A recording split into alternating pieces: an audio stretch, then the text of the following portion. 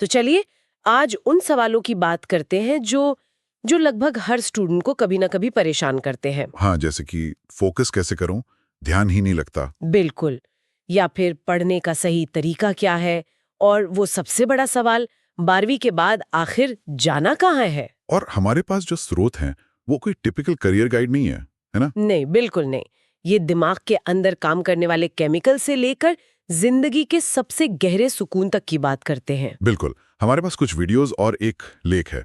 तो आज हमारी कोशिश इन सभी स्रोतों से निकली जानकारी को मिलाकर एक पूरी तस्वीर बनाने की है। हाँ, मतलब हम फोकस के विज्ञान से शुरू करेंगे और देखेंगे कि ये हमें जिंदगी के बड़े सवालों तक कैसे ले जाता है। तो चलिए इस सफर पर निकलते हैं। ठीक है।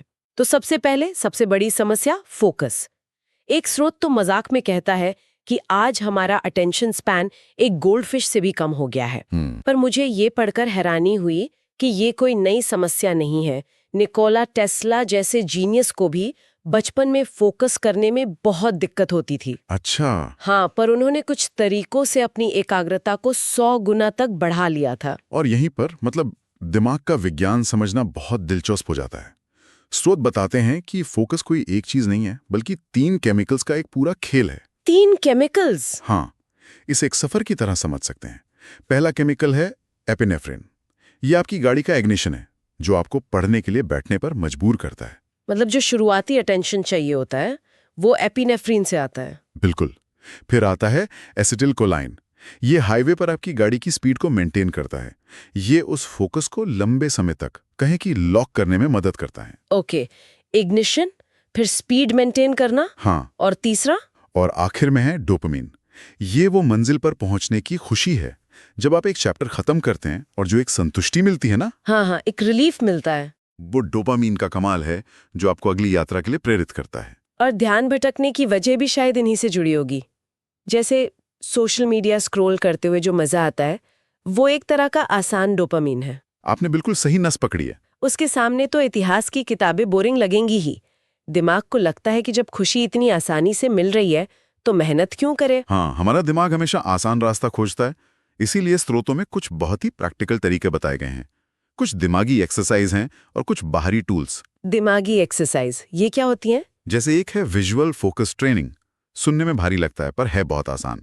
किसी भी एक चीज पर, जैसे दीवार पर लगी घड़ी पर, 90 सेकंड तक। 90 सेकंड? हाँ, 90 सेकंड तक बिना पलक झपकाए या ध्यान भटकाए देखना। अरे, ये तो प्राचीन भारत में त्राटक कहलाता था, है ना? सही कहा।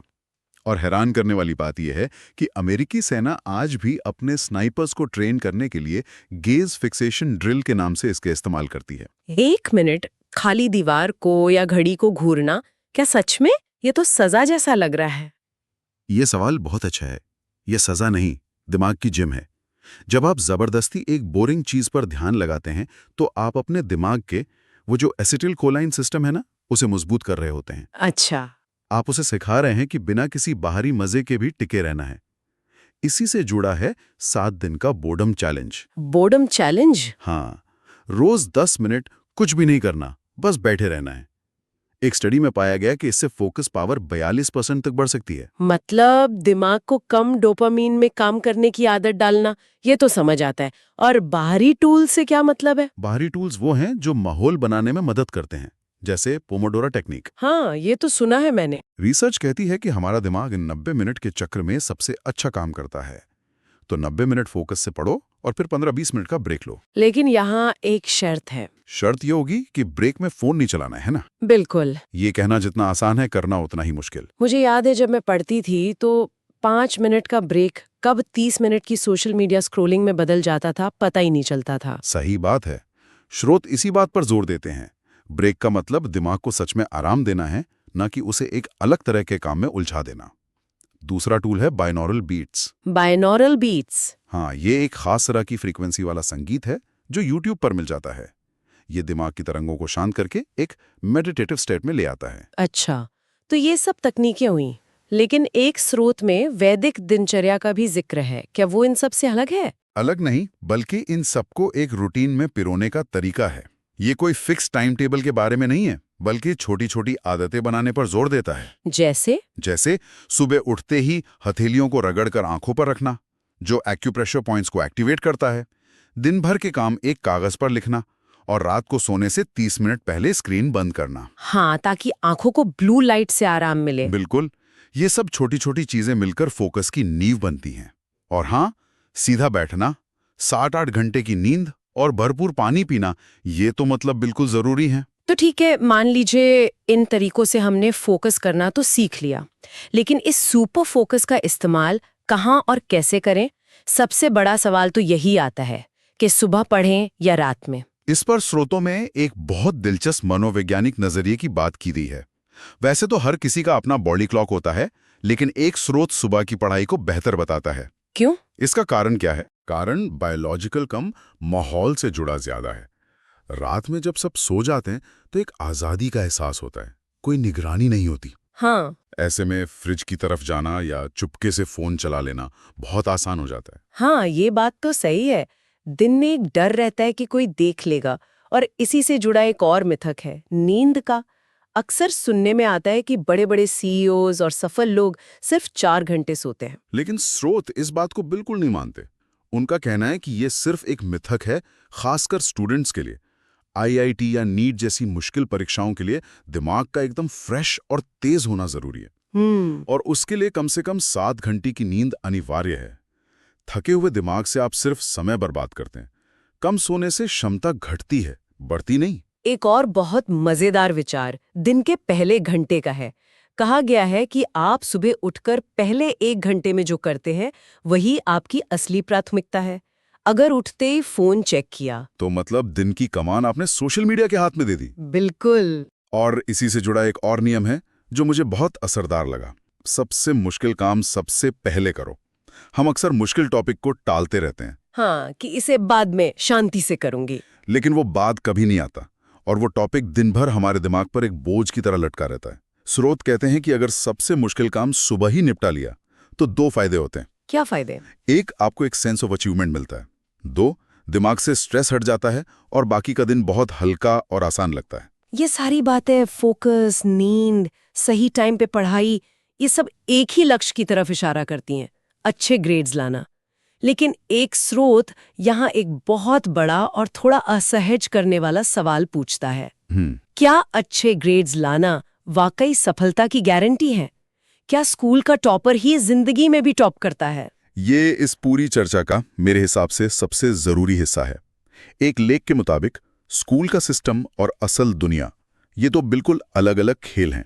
अलग खेल? हाँ, जिनके नियम भी अलग हैं। स्कूल का सिस्टम आपको नंबर लाने, नियम फॉलो करने और रटने पर इनाम देता है। लेकिन असल दुनिया वो प्रॉब्लम सॉल्विंग, लोगों से डील करने की कला और मुश्किलों से लड़कर वापस खड़े होने की क्षमता को इनाम देती है। और यहीं पे टॉपर और एवरेज स्टूडेंट की मानसिकता का फर्क बताया गया है। टॉपर सिस्टम को फॉलो करने में माहिर होता है, उसे असफलता से बहुत डर लगता है, क्योंकि बचपन से उसकी पहचान उसके मार्क्स से जुड़ी होती है। हाँ, इसलिए वो जोखिम लेने से बचता है। वहीं जिसे हम एवरेज कहते हैं, वो अक्सर सिस्टम के बाहर की चीजें सीख रहा होता है। वो कई बार फेल होता है, इसलिए वो भावनात्मक रूप से ज्यादा मजबूत होता है। इसी वजह से स्रोत कहते हैं कि आपको कई स्टार्टअप फाउंडर, क्रिएटिव लोग और लीडर्स मिलेंगे जो स्कूल में एवरेज थे। क्यों? क्योंकि वो अपना समय और ऊर्जा मार्क्स के बजाय असल जिंदगी की स्किल सीखने में लगा रहे थे, जैसे लोगों से बात करना, मोल भाव करना या छोटी मोटी चीजें बेचकर पैसे कमाना। उनमें एक स्ट्रीट स्मार्ट सोच विकसित हो जाती है जो किताबों में नहीं मिलती। एक लाइन तो बहुत ही चौंकाने वाली थी, ऑफिस में अक्सर टॉपर का बॉस एक एवरेज स्टूडेंट होता है। ये तो बहुत बड़ी बात है। हाँ, और इसकी वजह बहुत गहरी है।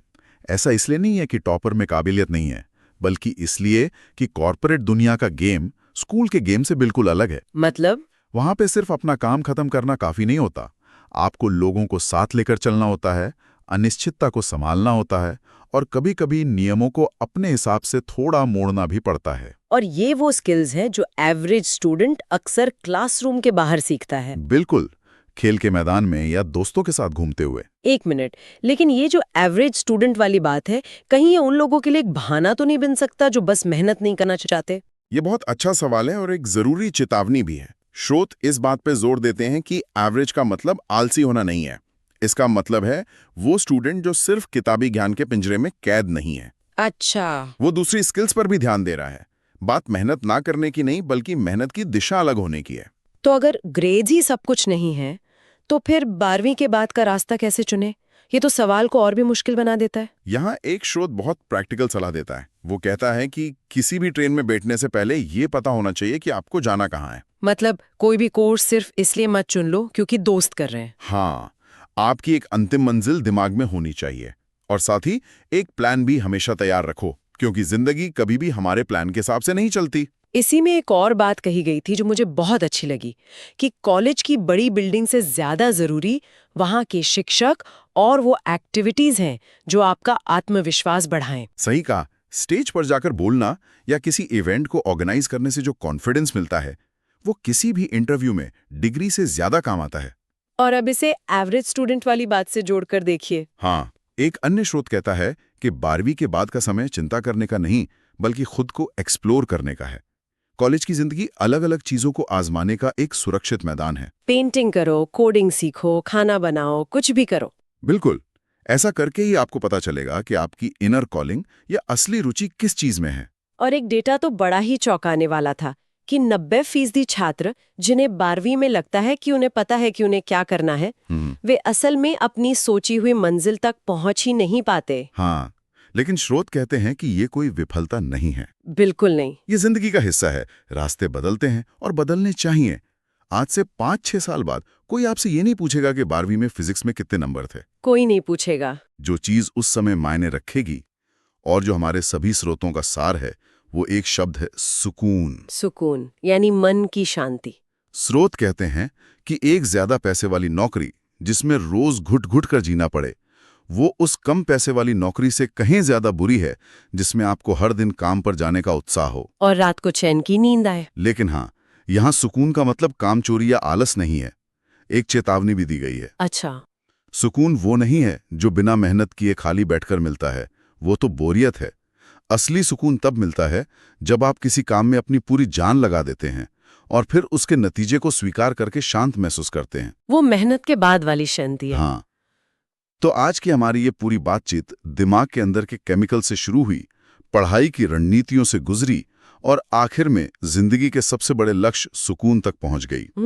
ये सारे स्रोत मिलकर एक ही कहानी कहते हैं कि पढ़ाई और करियर एक सीधी रेखा वाली रेस नहीं है, बल्कि ये खुद को खोजने की एक यात्रा है। और इस यात्रा में हालतियां करना और रास्ते बदलना भी शामिल है। बिल्कुल। इन सभी बातों के बाद सोचने के लिए एक सवाल ये उठता है कि अगर स्कूल के ग्रेड्स भविष्य तय नहीं करते तो असल में वो कौन सा स्कोर कार्ड है जो जिंदगी में वाकई मायने रखता है और जिसे आज से ही बनाना शुरू कर देना चाहिए।